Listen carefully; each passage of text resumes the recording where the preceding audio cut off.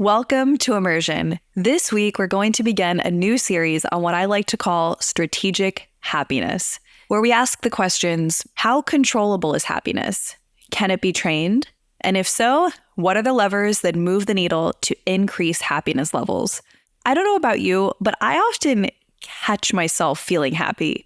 I'll maybe be doing something simple like the laundry, and then suddenly I realize I'm actually pretty happy in my life right now. And the same thing happens when I'm feeling down. It will sort of feel like it sneaks up out of the blue. And I thought it was weird to interact with emotions this way until I saw this quote. One cannot divine nor forecast the conditions that will make happiness.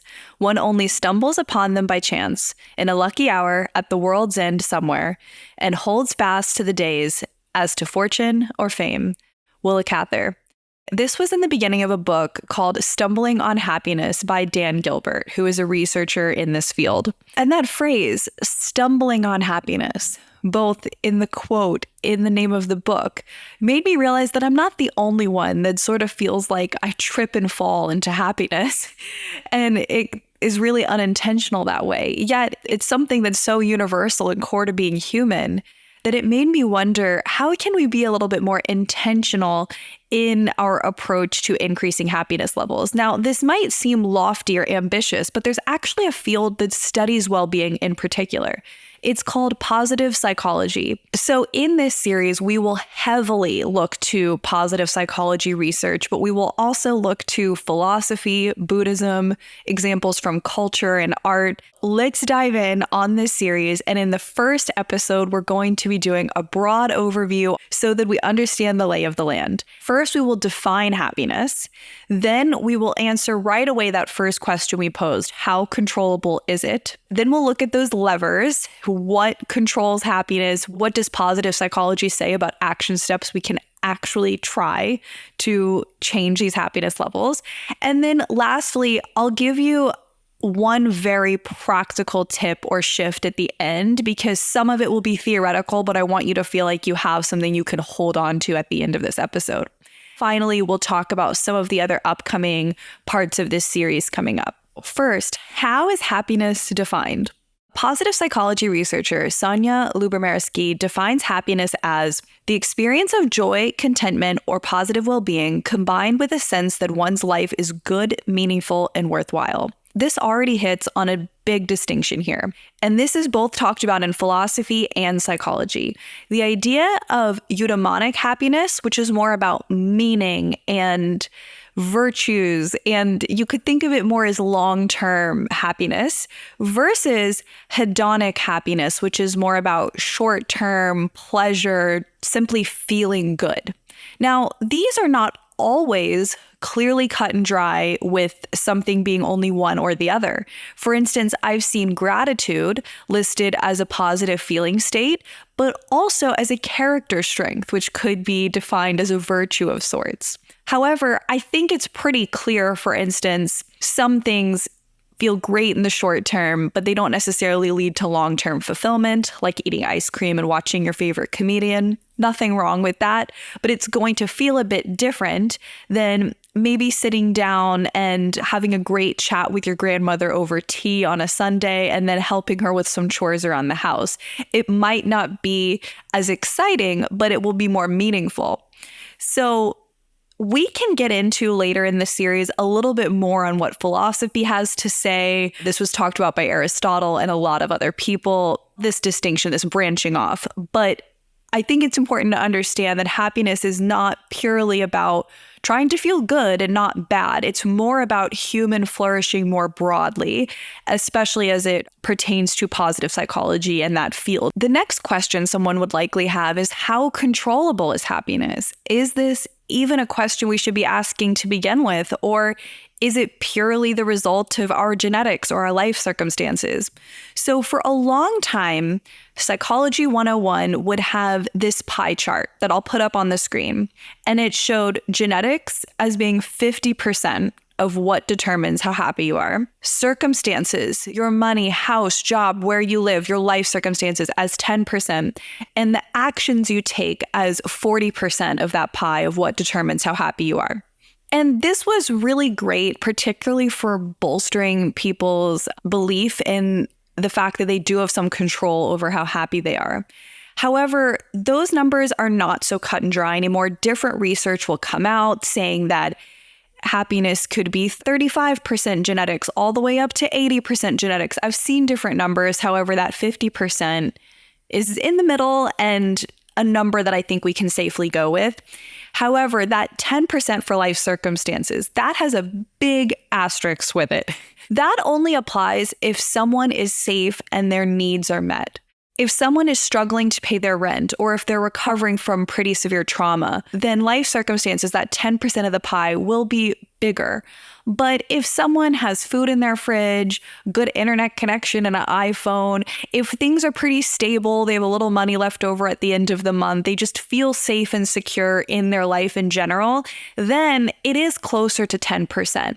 Getting a slightly bigger house or a slightly higher paying job is not going to move the needle much in terms of happiness, despite what many people think. Now, this is another area where research has gone back and forth, and I'm tempted to talk about how this has changed throughout history, but I will save a little bit of that for the footnotes section to keep us moving. Now we have the area that is controllable. And like we talked about, we're not going to split hairs about if that is indeed 40% like they used to think, or if it's 15% or 20%. If we use an analogy of a car, imagine our genetics being the engine and life circumstances as the weather and the road we happen to be on. Like if it's paved well, then we could think of our actions we take as the steering wheel and our ability to move that wheel in the direction that we want. So even if it's only 20%, or even if it's up to 40%, it doesn't really matter. What matters is what we do with that amount. The way that this was expressed by my positive psychology professor at the university is, think about the difference between a 3 out of 10 happiness level compared to a 7 out of 10 happiness level. Sure, you don't control 100%. You're not going from a 0 or a 1 to a 10, but there's a really big difference between 3 and 7. And so what we do really matters, and we can focus now on that. So the next question people would likely be asking is, okay, I'm on board to control the aspects I can control. So what are they? Right before we get to that, important to note that humans are notoriously bad at predicting what will make us happy.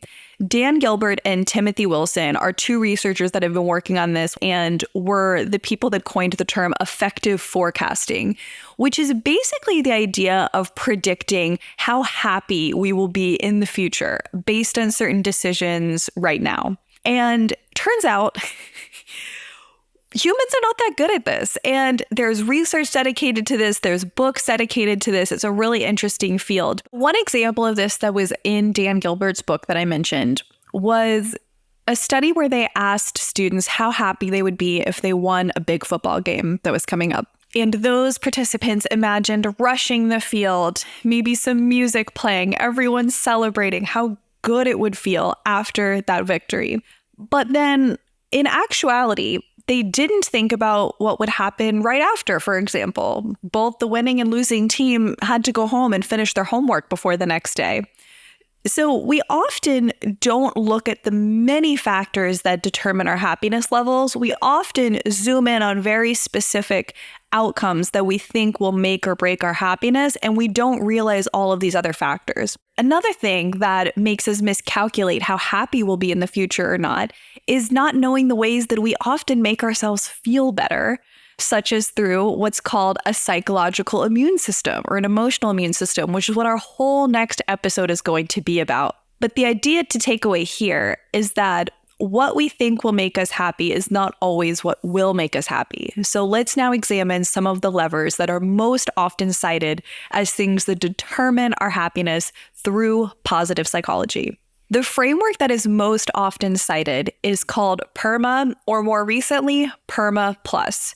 It's an acronym to help remember the main tools in positive psychology that we can implement. And this was developed by who is often referred to as, I believe, the father of positive psychology, Martin Seligman. P being positive emotion. So this would be experiencing emotions that feel good to us, such as gratitude, love. It's not simply pleasure of, oh, this food tastes good, but joy, contentment, just positive feeling states is one aspect. Then another aspect is engagement. So this would be flow state, being fully absorbed and immersed in activities. This could be through work. It also could be through an interest or something like art or playing a sport. R is for relationships. And I'm going to read a quote from the Harvard Gazette talking about actually a very long-term study that was conducted at Harvard. Close relationships, more than money or fame, are what keep people happy throughout their lives, the study revealed. Those ties protect people from life's discontents, help to delay mental and physical decline, and are better predictors of long and happy lives than social class, IQ, or even genes. They followed people for 80 years, and it's very rare to find studies that will follow people for that duration of time. And yes, it's one of the many areas within psychology that point to relationships being far and away the main predictor of happiness levels. This is something that I used to really underestimate, but we will surely get into that more later in the series. M is for meaning or serving something greater than yourself, whether that is through spirituality or other contributions, being a part of an organization you really believe in. And a lot of it has to do with purpose and values. And A is for achievement, striving for certain goals, aiming to attain them. More modern views of PERMA also include additional areas, such as resilience and grit, something we'll also talk about in this series, body, vitality, health. For instance, it's really hard to feel good in your mind and life if you don't feel good in your body. They are intimately linked, as we know now, and other areas. For instance, character strengths. Often in positive psychology, we do really try to emphasize what people are good at. For example, if someone has humor as a really high strength, maybe it's how they bond with people. It's part of what helps them cope when things are difficult. It's part of what just brightens their day. How can we allow that person to apply that at work? How can we bring out what people are already good at? And so if you're curious about what your character strengths are, they're a little bit different than the kind of strengths you might think about typically. They are the areas of positive psychology we've been talking about, such as gratitude, but also zest or appreciation of beauty or curiosity. They're really beautiful aspects of what it means to be human. I will link down below the character strengths assessment by the VIA Institute, and I recommend taking that if you'd like. I'll link it down below. So that PERMA Plus model, which we'll dive deeper into as we go throughout our series, talking more in depth about relationships, flow state, each of those areas. I think it's a fantastic model to remember things, but if you were curious about the field of positive psychology in general, it does study more than just those areas. For instance, institutions, such as family systems, schools, workplaces, governments, what can they do to help people improve their happiness levels? And how can we as citizens impact them as well? I don't think that this covers the entire field of positive psychology, but as one person just quickly going through a list of what are the main areas that I should be thinking about, I think that it's a fantastic framework. And the only other main bucket that I think is left out of that is what I would call cognitive approaches. We could think of this as how we look at things in our life. And you've likely heard of CBT, or cognitive behavioral therapy. And what that does is gets us to question certain beliefs that are maybe inaccurate, gets us to change how we're thinking so that we can be happier, because our thoughts do impact our emotions. So an example of a reframe or a tool from cognitive behavioral therapy would be questioning our beliefs, such as black and white thinking. For instance, you may have heard in relationships, it's not good to say always or never, but it's also not even really healthy to think that way, even in our own head, but instead to see some nuance.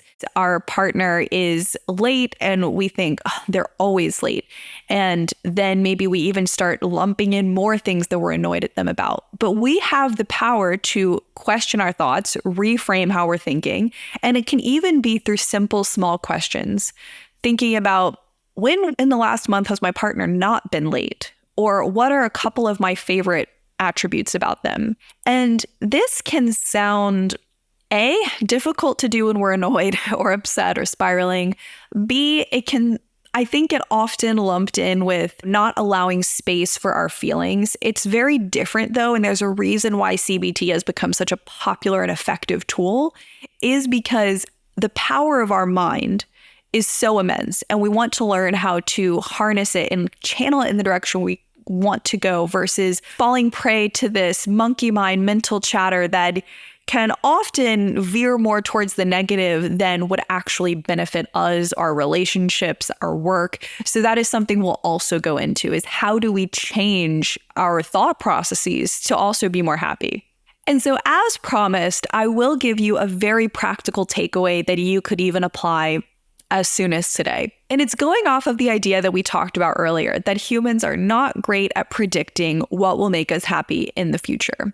But there is a great tool that also is in Dan Gilbert's book, and it's talked about in other areas of psychology, and it is using what's called a surrogate. And that is where we ask other people how they feel in certain situations. Because while we might not be able to say, I would be happy living in that city, or I would not be happy living in that city, we might be wrong about our guess. Often, the way we will feel is more often similar to how other people are feeling in that same situation. And it's really tempting to think, well, maybe they like it, but I wouldn't, or vice versa. But if you ask a few people, if you get a decent sample size, you start to get an aggregate or an average. A way that I'm applying this is, if you listen to the last series, which was on the decision to be a parent or not in the modern world, or the episode before that on decisions we can't take back, such as having a kid, you will know that's something that I've been struggling with. So something I've been doing lately is talking to parents or child-free individuals about their life. What is their day-to-day like? What are some of the aspects that surprised them about going down this path? And trying to really understand what it's like, what they're happy with, what they're not happy with, because it's really hard to just visualize, oh, this would make me feel good. This is what a day-to-day would be like without actually living that experience. And I actually had a phone call yesterday with someone that was on the fence for years and decided to be a mother, and about what that was like. And I found some of the realizations really surprising. And next week, I'm going to talk to someone that is on the other side, who was on the fence for a long time and decided not to have kids. I don't say that to get back into that topic. We already talked enough about it for now. It's about the idea of, if there's something that you're trying to decide on, can you talk to 3 people about what it is like? Because, for instance, if you talk to one, it could be skewed. An example I saw about that is, if you ask someone if they like a restaurant and they love spicy food, they say they loved it. And if you don't like spicy food, opinion would be skewed compared to how you'd feel. But if you ask a few people, it's kind of like getting Yelp reviews for a certain life path. So I wonder if that's something you could apply with a decision that you've been weighing to more accurately forecast your potential happiness down that path. Finally, I'd like to get into the field of positive psychology a little bit more broadly in our footnotes section, where I add a little bit more clarity for people that are curious about this field. I think a lot of people know a lot of Psych 101 stuff. They maybe know about the difference between neuroscience and cognitive, but I don't think that many people have heard about the field of positive psychology. When I talk to people, they haven't really heard much about the field, and it is slightly newer compared to other branches of psychology. And what's so neat about it is, for so long, psychology studied what we were doing wrong, or how people could go from really struggling to doing okay. Whereas, as this quote says from Peterson, 2008, positive psychology is the scientific study of what makes life worth living. To push this brief description a bit further, positive psychology is a scientific approach to studying human thought, feeling, and behavior with a focus on strengths instead of weaknesses, building the good life instead of repairing the bad, and taking the lives of average people up to great instead of focusing solely on moving those who are struggling up to normal. I think something from this quote is important to note also, is that this field is not just about pop psychology of what probably makes us happy. It is an area like other psychology branches where people are doing real research, which is exciting. And finally, the field does not only look at what are the action steps we can take, it's also evaluating, for instance, what happens throughout one's lifetime? How does happiness change throughout lifespan? And it researches a lot of different areas, kind of like we talked about before. How much is controlled by circumstances? And to close that loop that I opened earlier, it's often debated, does increased income increase happiness levels? I will link an article down below on that I think synthesizes a lot of contrasting opinions on this. For a while, probably like 10 years ago, there was some research saying up to $60,000 or after $60,000, happiness does not increase with increased income. That didn't really differentiate, at least from what I heard. I didn't read the research. I would just hear this cited a lot. Didn't factor in family size. It didn't factor in where you live in the country. Then, of course, with inflation, I think it got bumped up to $80,000 at a certain point to take some of this into account. The article I'm going to link below, I think, describes after $110,000, happiness doesn't change. All of this is based in America, by the way. It would depend on where people are at. At lower income levels, of course, additional money is going to make someone happier because they're able to sleep easier at night, pay their bills, not worry about going to the hospital if they need to.